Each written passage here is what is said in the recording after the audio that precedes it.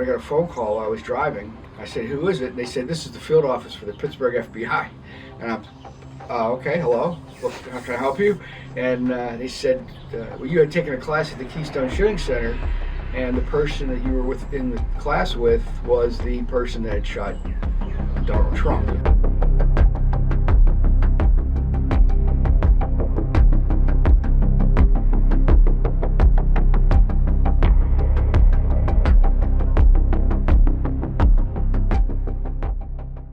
When I went for the class, I was surprised that the class was only one other person and me. He was quite young, very quiet, seemed friendly, nice kid.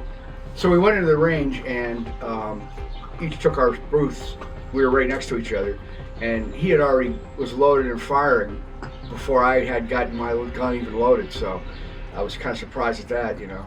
And so I figured he was experienced. And he ended up doing better than me because on the further distances, he had shot one area so many times that it blew out a hole in the target. Towards the end of the classroom discussion, you know, when we really kind of ran out of training stuff to talk about, we started talking about other things, and eventually I got into politics.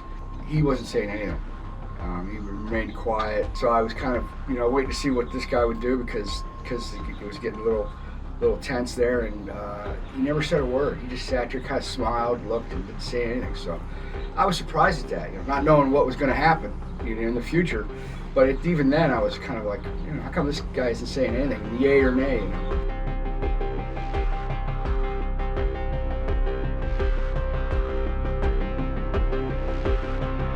I couldn't believe it. I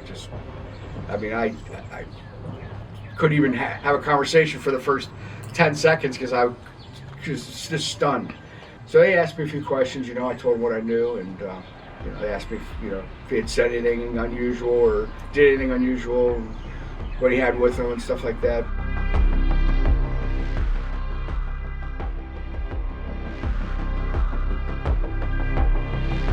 The family lost their father, a wife lost her husband, you know, he was trying to protect his family.